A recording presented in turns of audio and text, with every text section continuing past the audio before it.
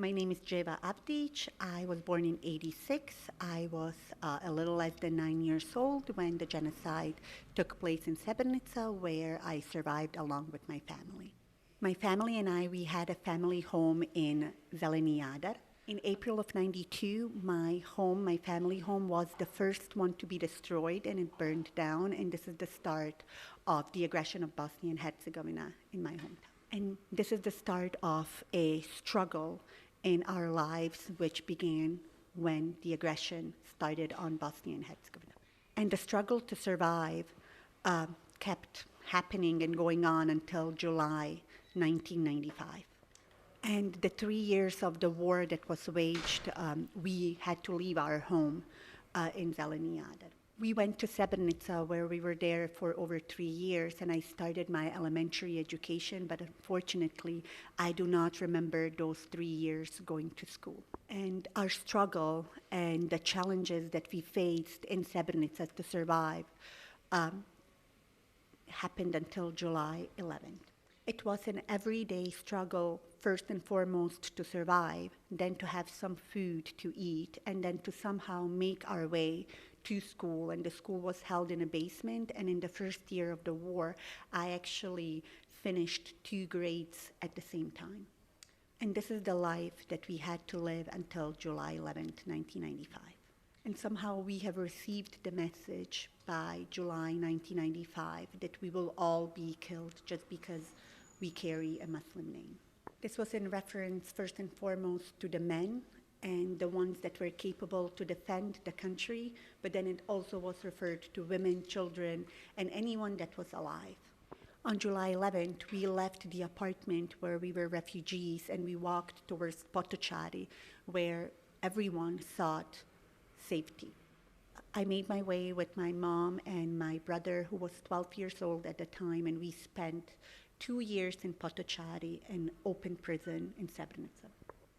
After spending the horrific 2 nights in Potocari, of which I did not remember all of the details, we made our way to the free territory in Kladan, but those 2 nights also defined the rest of our lives and the struggles that we had.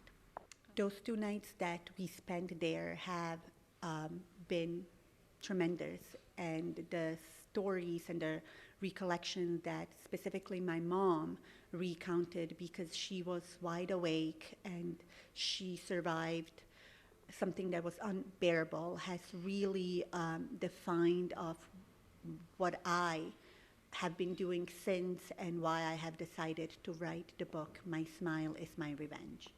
My mother's testimonial account of what she has witnessed and heard when men and young boys and pregnant women were taken during the night and killed was also a defining moment that led to the book that I have written, but also the experience of my father, who took the route through the forest. The present-day Peace March that we call has also been an influential piece of the book that I have written.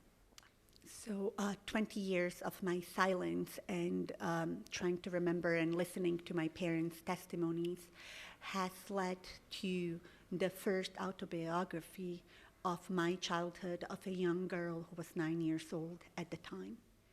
The book, My Smile is My Revenge, is a historical document that we share with everyone so that they can learn what happened and what we have survived.